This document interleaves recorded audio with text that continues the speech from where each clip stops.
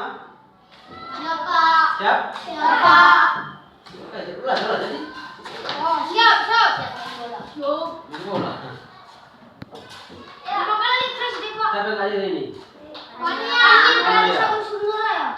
Mana Pania? Panianya Pak. Sakit hati. Deman.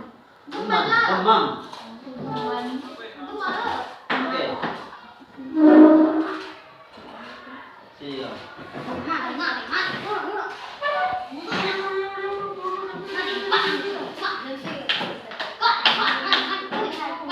Satu lagu doa.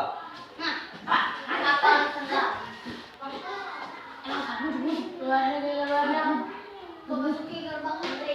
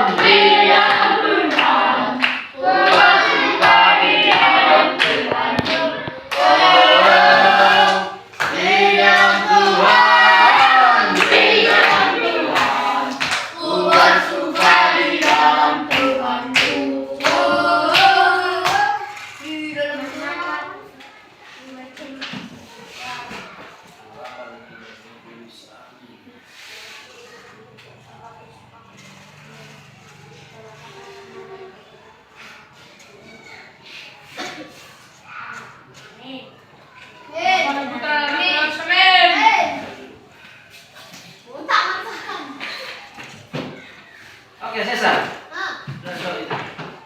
Siapa yang bisa menjelaskan apa yang dimaksud dengan pertemuan para kudus? Tahu. Ini materi kita bahas sebelumnya nih. Persekutuan para kudus. Apa itu persekutuan apa bilang kemarin? Apa orang kudus?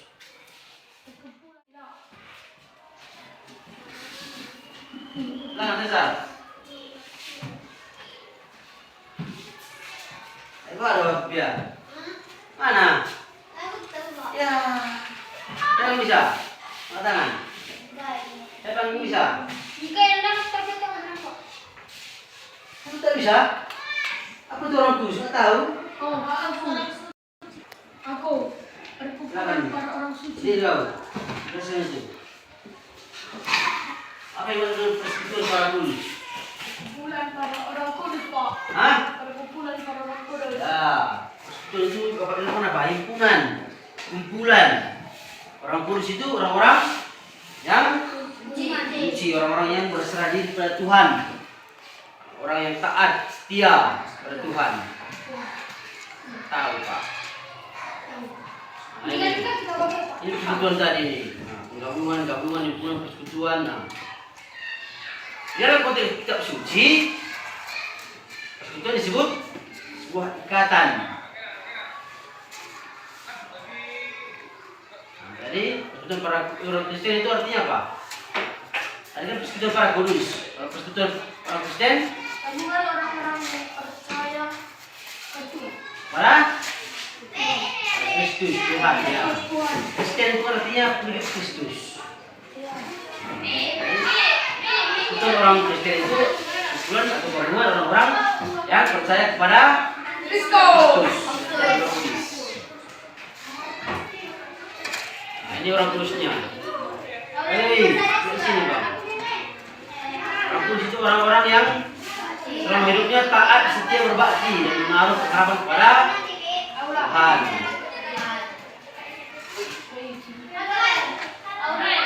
Oke, materi kita hari ini. Masa, halo. No, belum. Belum persekutuan tadi masih itu Bang.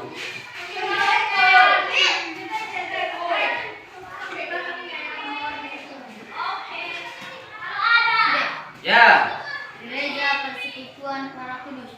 Oke, masih lanjutan yang pertemuan sebelumnya ya. Oke, pada pertemuan kali ini tujuan pembelajarannya ada ini. Coba, bikin anak Natalia baca. Buat suaramu. Buat suaramu. Mampu menceritakan kisah. Santo. Nah, tujuan yang pertama kita diharapkan mampu menceritakan kisah Santo. Oke, yang kedua, Gina Natasha.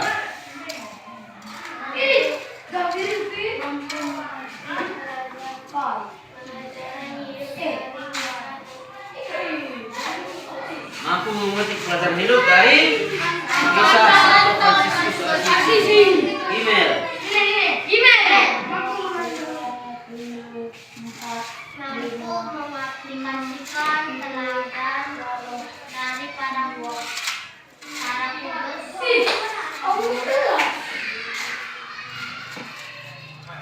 dalam kehidupannya sehari-hari. Ya, mampu mengaplikasikan, mengaplikasikan kan? Apa arti mengaplikasikan? Hah? Menggunakan ya, bisa. Apalagi? Apa lagi, Mel? Mengaplikasikan.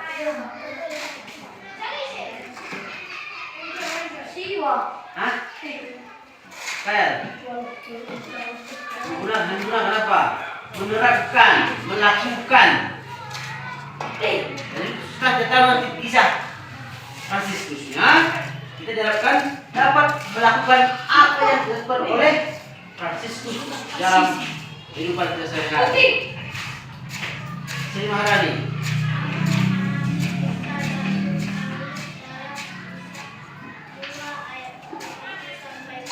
Oke, pesan suci para Rasul 2 41 sampai 47. Oke. Sebelum kita ke materinya, silakan semua berdiri. No. Semua berdiri. Kita coba dulu tes konsentrasi kalian. Siap? Angkat tangannya. Samping. Turun. Angkat. Goyang-goyang. Samping. Samping. Ulangnya, fokus ya. Angkat tangannya. Samping. Angkat. Sesar. Taruh sesar. Ulang. Angkat tangan. Goyang. Samping. Angkat. Turun. Angkat. Gina Natalia, Natasha. Samping. Angkat. Samping. Angkat.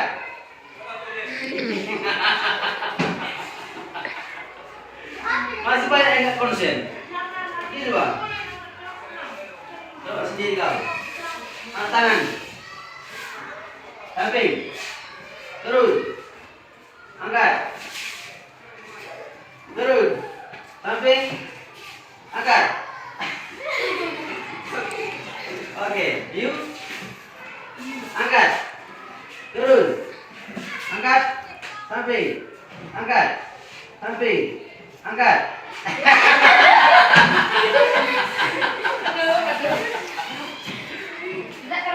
Coba. Nih. Angkat tangannya. Samping. Turun. Samping. Turun. Naik. Samping. Naik. Oke, silakan duduk semua. Konsentrasi, jangan diikuti Bapak. Dengarkan kata-kata Bapak. Bergerak apa yang diikuti. Oke? Ada mau coba lagi? Aku, Pak. Besar, di situ. Ya? Angkat. Samping. Turun. Samping. Turun. Naik.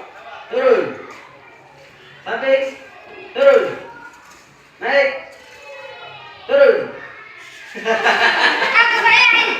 Aku, Pak. Kamu dulu pertama kali kau. Oke.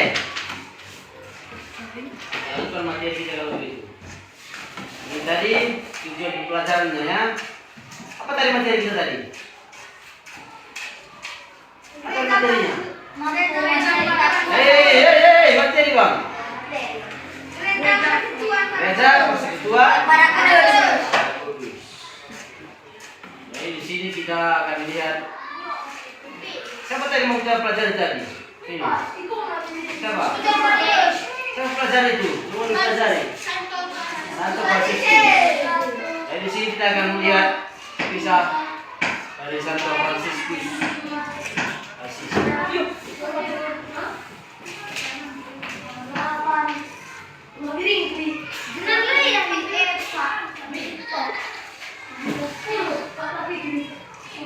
Apa?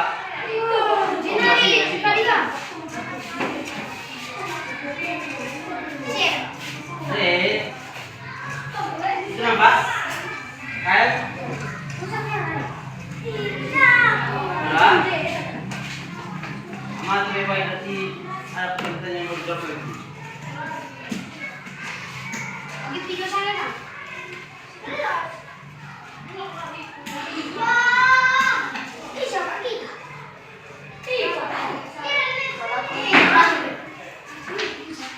Udah?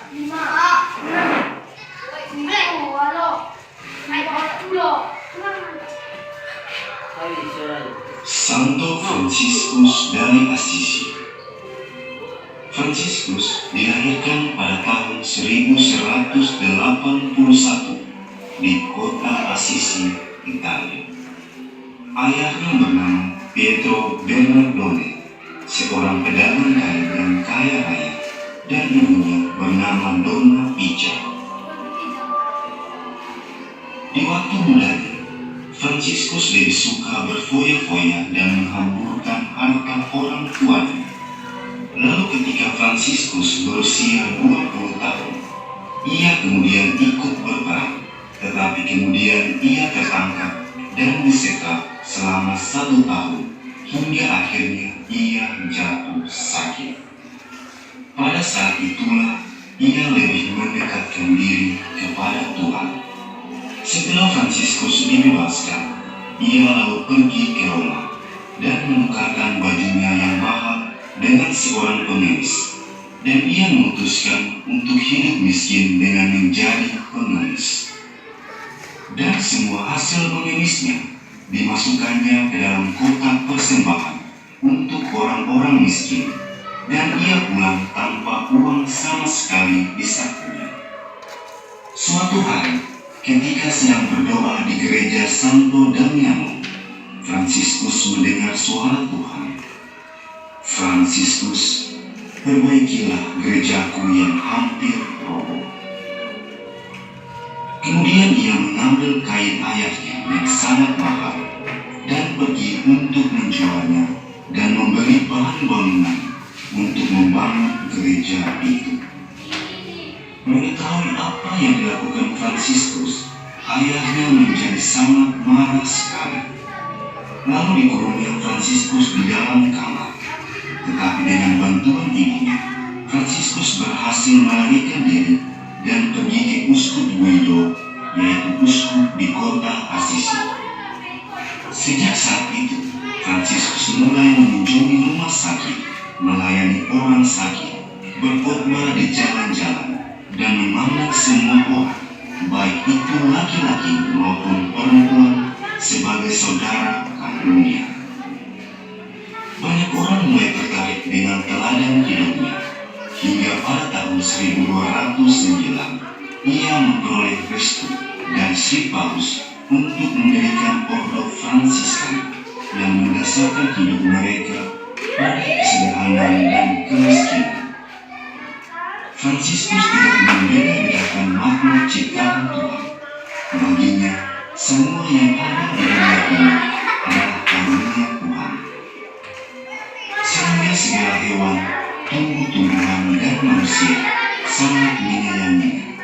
Bahkan binatang buas pun menjadi jinak bila berada di dekat orang kudus ini.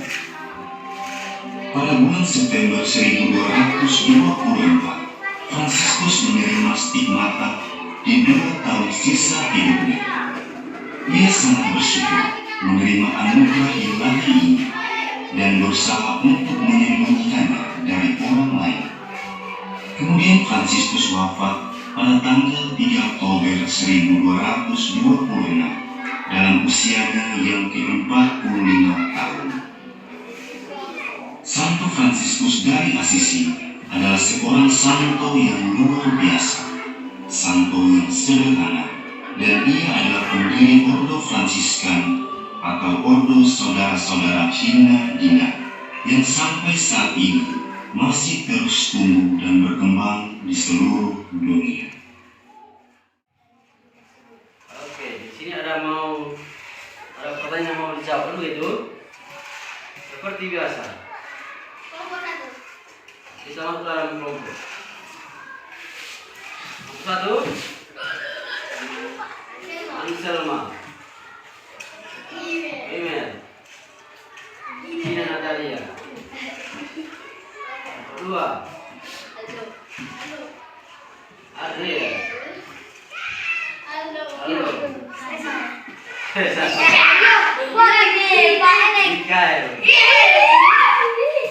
Kelompok 3 yang tertinggal. Dina Rasya, Sri Maharani, Pania. Oke, karena Pania tidak hadir, maka Mikael kelompok 3 saja.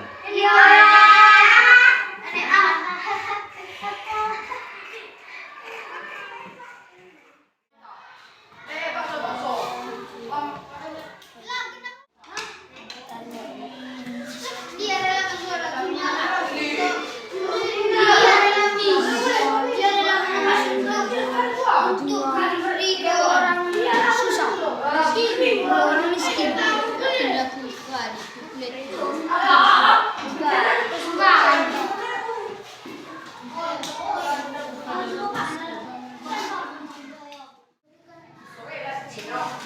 atau orang miskin.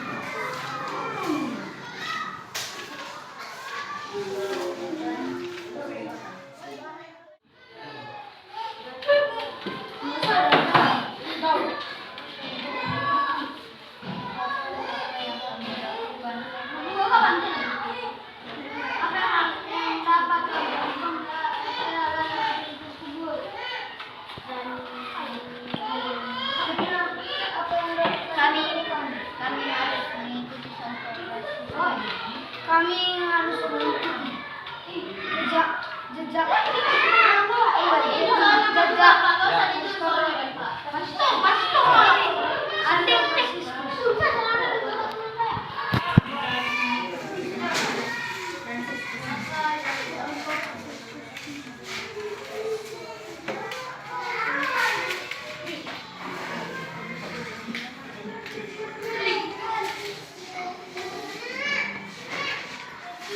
bertanggung jawab.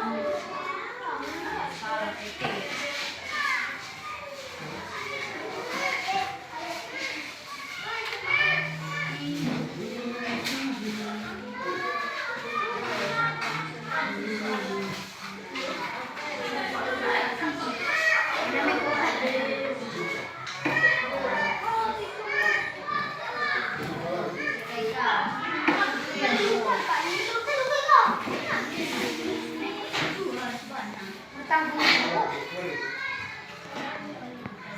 Apa yang kami lakukan bisa belajar dari video tersebut?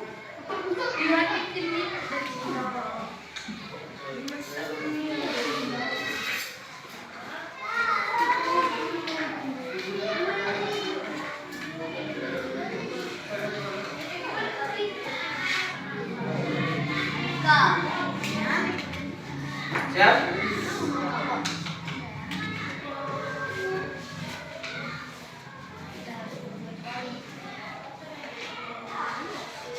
Kita harus berbuat baik.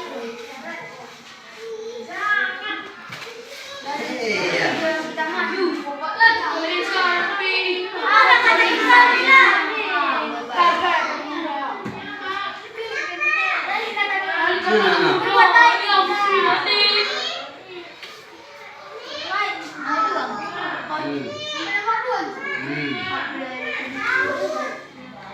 Siap?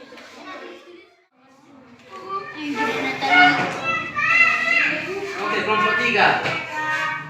Di sini. Sini. Tiga. Tinggi dengan tinggi. Hai Pak. Saya bacakan. Baca nih Pak.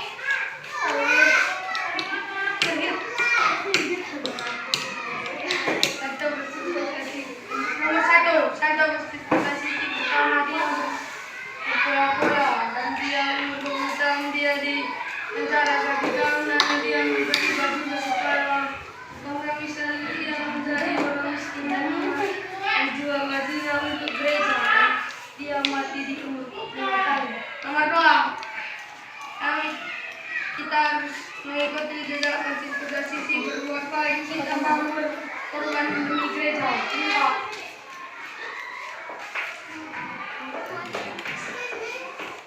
Nomor dua.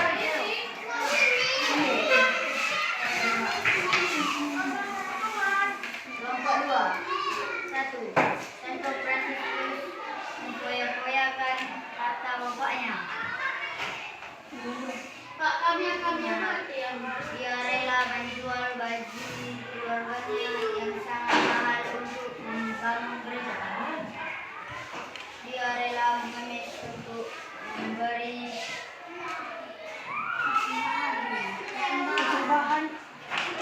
sembahan atau orang miskin. 2. Kita harus mengikuti Santo Fransiskus. Kita harus berbuat baik. Kita harus bertanggung jawab.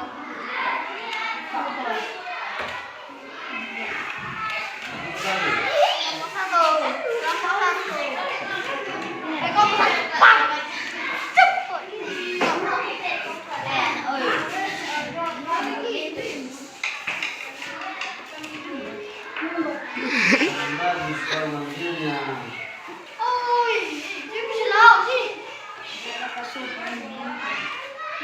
Silakan. Hidup sederhana dan tidak berfoya-foya. Dia rela mengorbankan sebagian hidup dan kita harus mencontoh sikapnya yang rela menjual harta dan membangun gereja dan memberi sedekah pada orang miskin. Dia banyak supaya orang lain maupun kita laki-laki dapat berbuat. Semua hewan, tanaman dan yang lain. Banyak mengenai Santo Fransiskus dan berdoa menghargai sesama manusia, menolong sesama, menyayangi sesama, hidup ini sederhana dan tidak mengharapkan uang, tapi menggunakan lebih baik serta menghormati orang tua. Oke. Tepuk tangan kita semua. Oke, baik. Dalam video tadi, bagaimana tuh Fransiskus tadi bicara? Dia Bapaknya. berpoya-poya. Sederhana tidak berpoya-poya. Berlari. Awalnya bagaimana? Dia Kehidupan si Fransiskus itu, dia hidup bagaimana awalnya? berpoya-poya. Bagaimana awalnya? Hidupnya bagaimana? Kaya, susah, senang, miskin. Nah, itu. Dia sebenarnya orang Kaya. kaya. Apa perjalanan orang tuanya? Membangun dagang kain. Apa? Dagang kain. Itu orang tua si Fransiskus.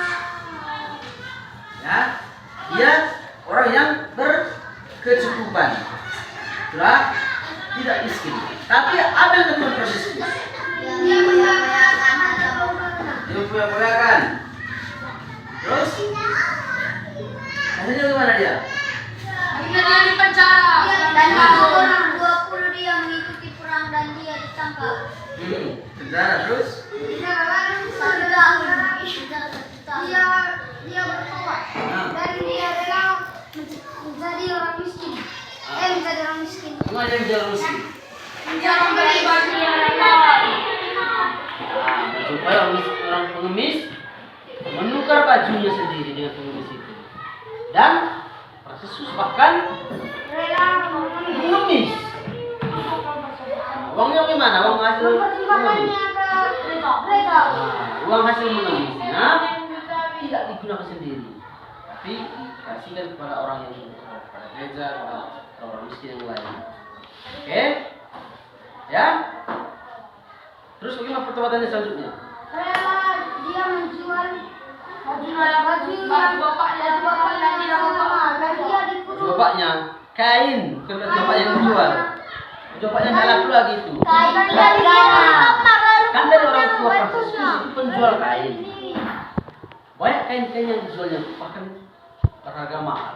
Itu diambil, dijual dan dibangun gereja. Dikurung itu hukumannya karena dia mencuri kain itu kan begitu. Dan diusir orang tuanya dia. Ya? Oke, apa yang kelebihan Santo Franciscus dalam video tadi? Apa kelebihannya lagi? Kelebihannya? Apa kelebihannya lagi? Baik kepada semua makhluk. Tidak hanya kepada manusia saja. Apa saja lagi? Hewan juga.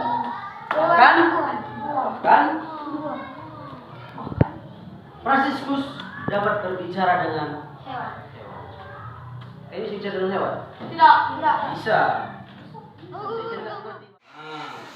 Dan Santo Franciscus itu salah satu Sampulus yang ada di Gereja Katolik. Berasal dari Sisi Italia. Apa stigmata? Apa gitu tulis di situ? Bukan bolong-bolong. Luka Yesus. Franciscus mendapatkan stigmata itu, luka Yesus itu yang bekas paku. Franciscus mengalami itu. Itu karena kekudusan Franciscus. Oke? Dan kapan diperingati stigmata itu? 17 September. Baru saja ya. Oke.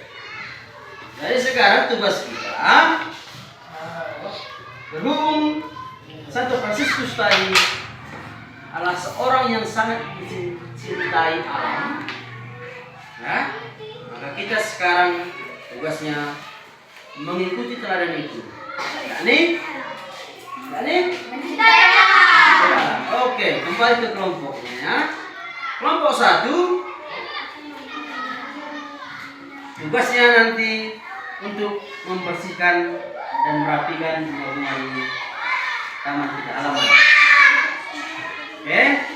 Kelompok 2 membersihkan selokan yang ada di pinggir lapangan.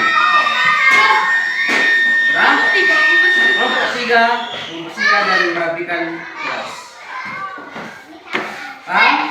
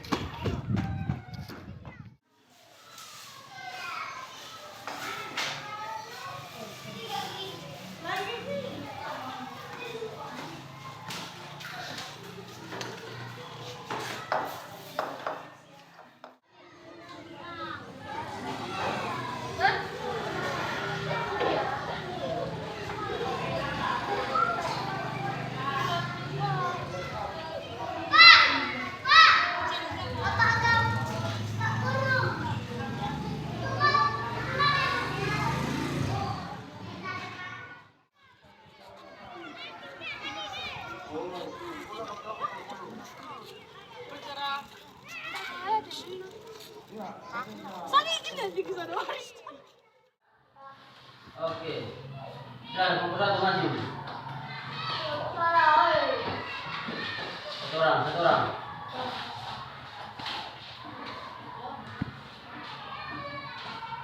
Silakan ceritakan bagaimana tadi pengalamanmu di mana halaman. Nah, silakan bagaimana pengalamanmu, bagaimana hasilnya. Saya tuh kami. Kami membersihkan halaman sekolah, menyapu dan membakar sampah dan membuat pagar dari kayu yang berwarna. Udah. Udah rapi. Sama bersih. Betul. Bagus. Baik, tangan. Dua.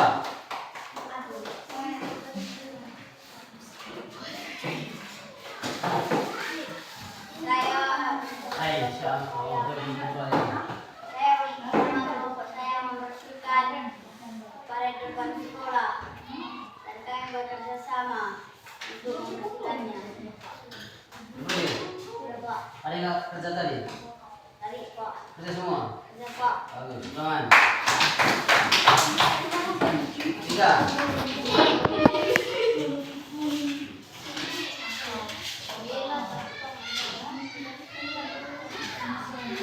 Kami membersihkan kelas dengan kelompok kami yang kami membersihkan dan menyapu lantai dan merapikan kursi, merapikan sapu, merapikan buku.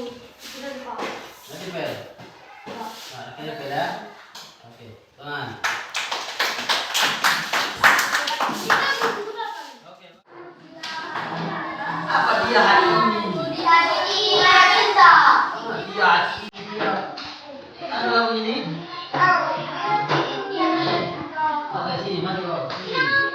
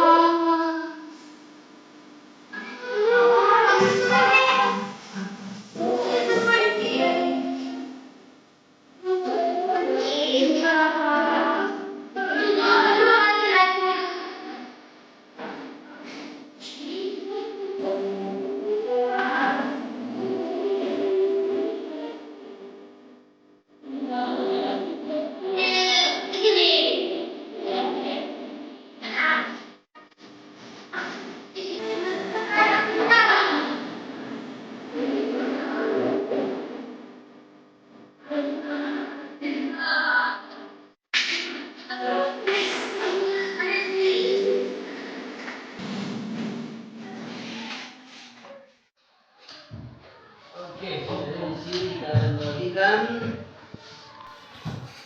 siapa itu Fransiskus tadi. Siapa itu? Siapa Fransiskus dari Assisi? Nah, nih, kata satu kelompok.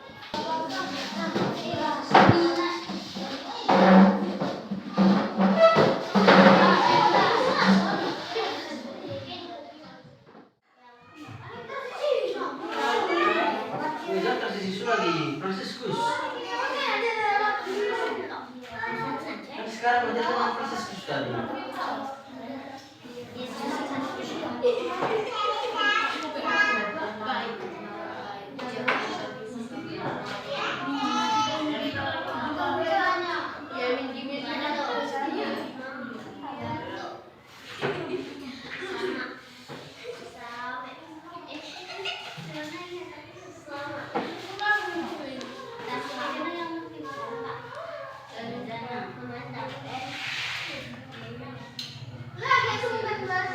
Bulan.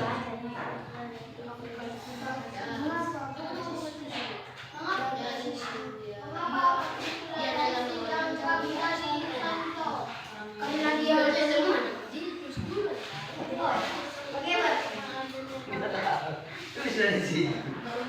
Apa menurut kalian?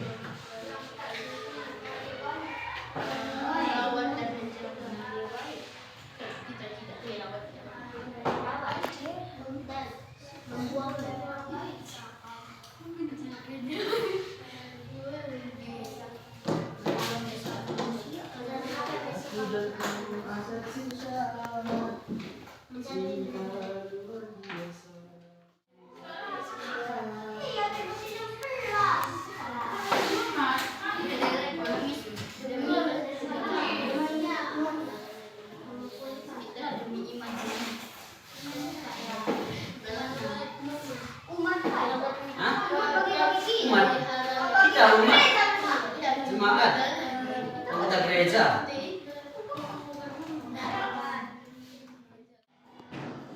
Iya bang, berapa kali kalian? Berapa?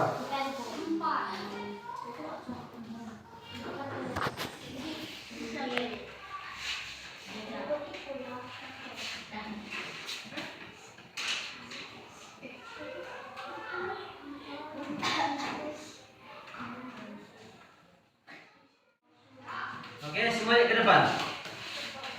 Semuanya ke depan. Semuanya ke depan. Bukan kamu. Dengarkan. Mikael, pasal. Kata Yesus kepada mereka, Akulah roti hidup, barang siapa datang kepadaku, ia tidak akan lapar lagi. Dan barang siapa percaya kepadaku, ia tidak akan haus lagi. Oke, lanjut, Pasca. Akulah roti hidup, akulah roti hidup yang telah turun dari surga. Dan jika kalau seorang makan dari roti ini, dia akan hidup selama-lamanya. Dan roti yang kuberikan ialah dagingku yang akan diberikan untuk hidup dunia. Maka Lanjut, Pasca.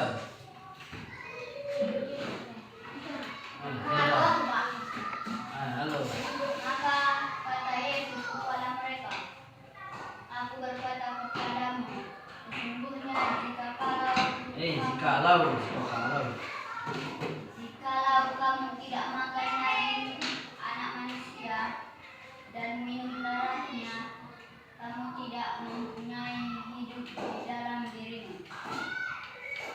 gini Natasha.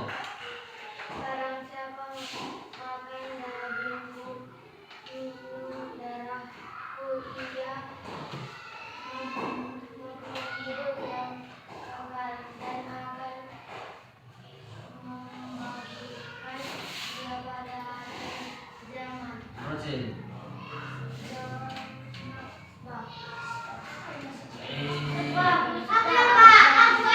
Dagingku adalah benar-benar makanan dan Ulang. sebab dagingku adalah benar-benar makanan dan darahku adalah benar-benar minuman. Iya.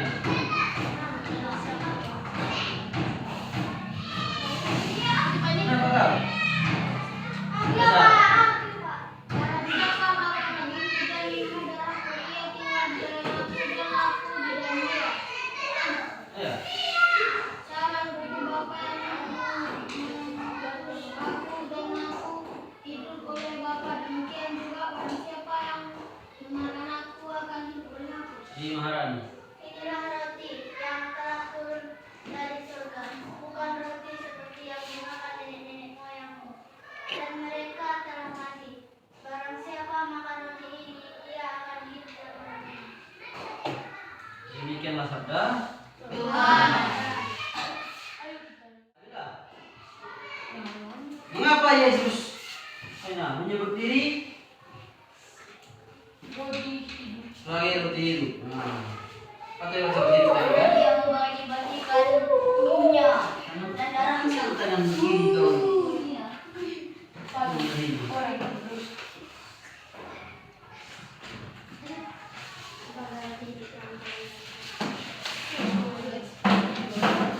Ada berapa kali tadi mana? 5.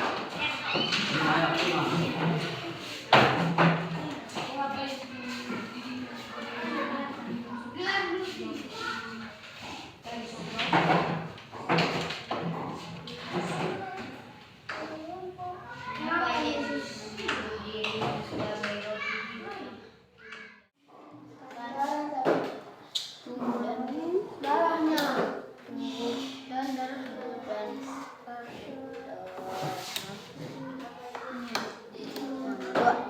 apa kan makanya nomor saya naik buah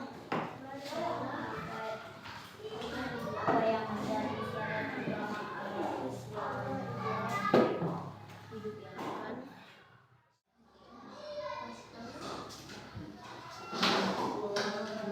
Siapa yang berhak mengambil dalam perayaan Eucharistia? Orang yang komuni.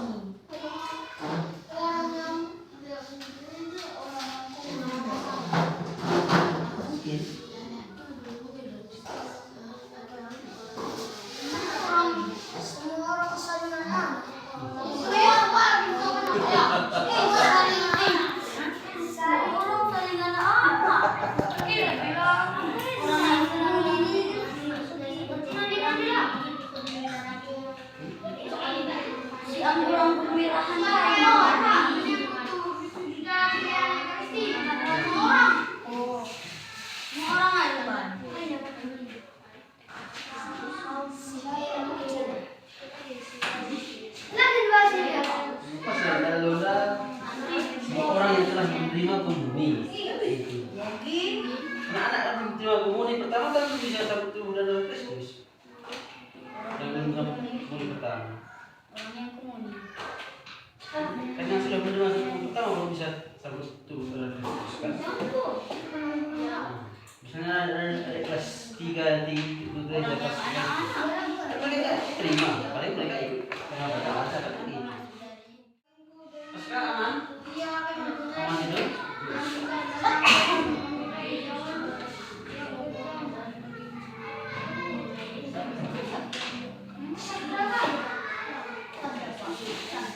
Hai. Sabda. Sabda Tuhan.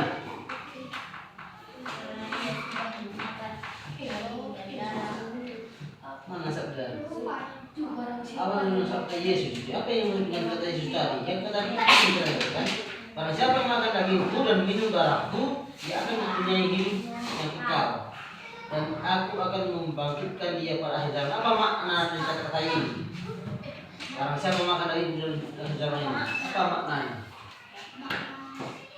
Apa artinya? Apa arti kata-kata Yesus itu? Hah?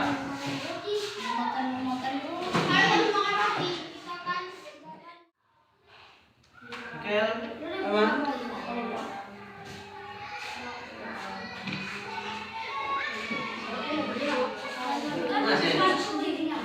Siap.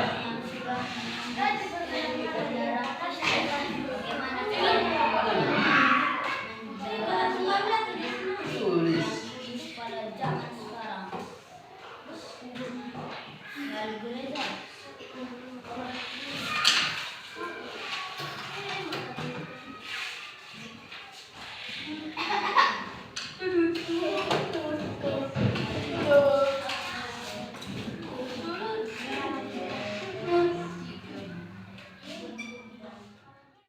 Sudah? Sudah semua? Oke, kelompok 2. Sekarang bertanya 2 sini.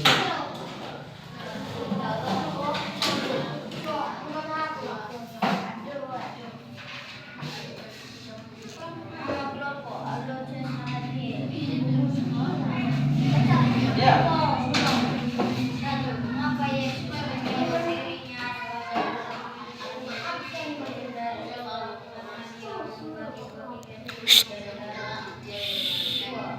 Apa yang menjadi syarat utama agar manusia memperoleh hidup yang kekal? Berdoa dan saling bersatu. Siapa yang berhak menyambut Kristus di dalam perayaan apa makna dari sabda Yesus dan barang siapa makan dagingku dan minum darahku, dia akan mempunyai hidup yang kekal dan aku akan membangkitkan dia pada akhir zaman. Kita akan sebagai anak-anak yang sudah menyambut tubuh dan darah Kristus, bagaimana cara menjalani kudus pada zaman sekarang? Yang hidup berbeda dan berdoa. Oke, tepuk tangan teman-teman. Kelompok 3.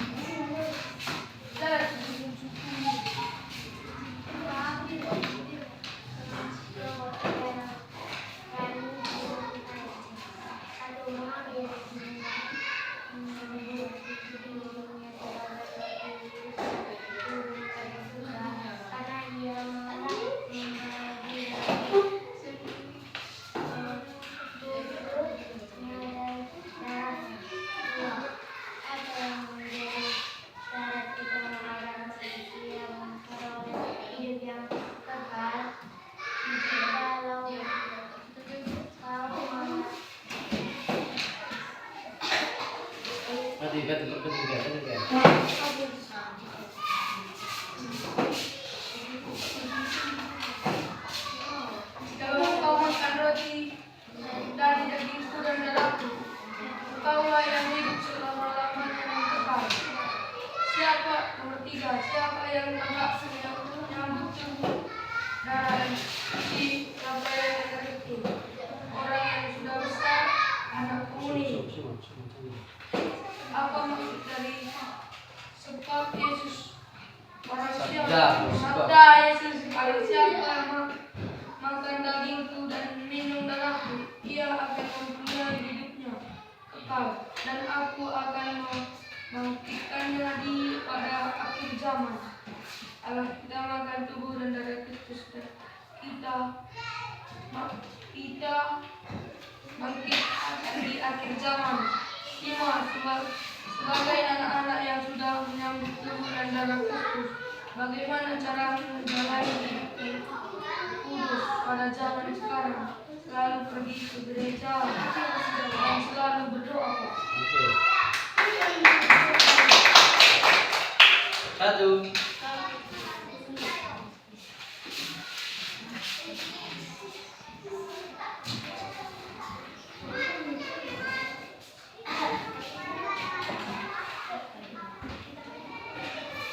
Ya. Mengapa Yesus bertindak sebagai representasi karena dia akan memberi perlindungan bagi mereka yang melakukan akulah apa yang menjadi syarat utama manusia memperoleh hidup yang kekal dengan hidup menggunakan tubuh dan darah Kristus. Tidak siapa yang berhak yang dalam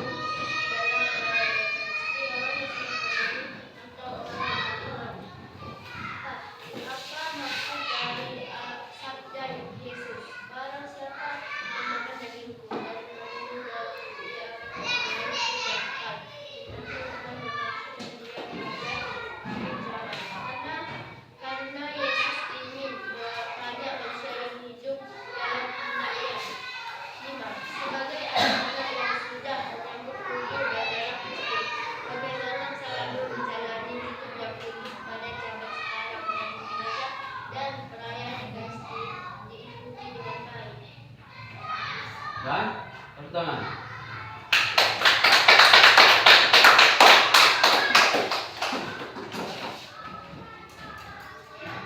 Oke.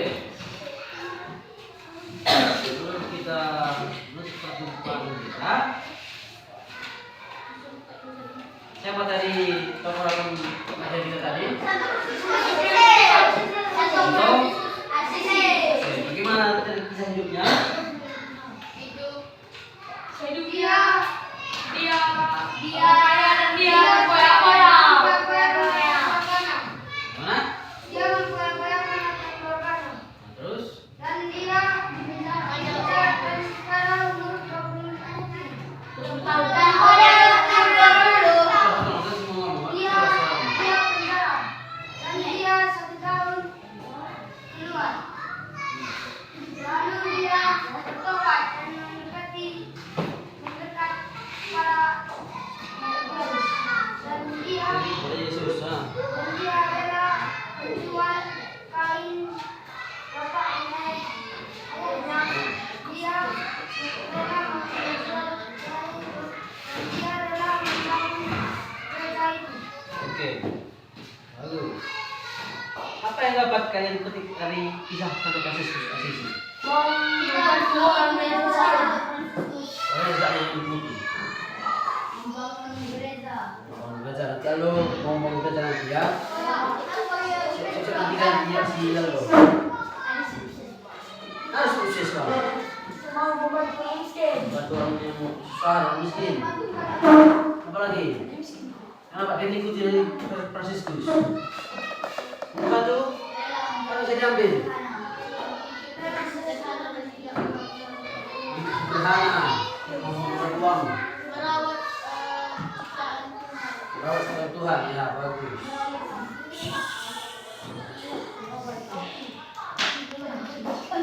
Oke. Ada siapa tadi dua buku tadi? Itu tadi ya. Oke, kalau begitu sekarang Bapak minta kepada siapa?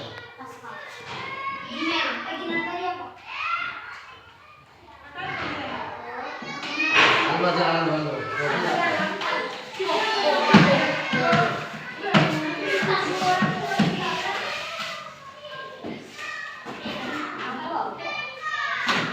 Sudah, Neng.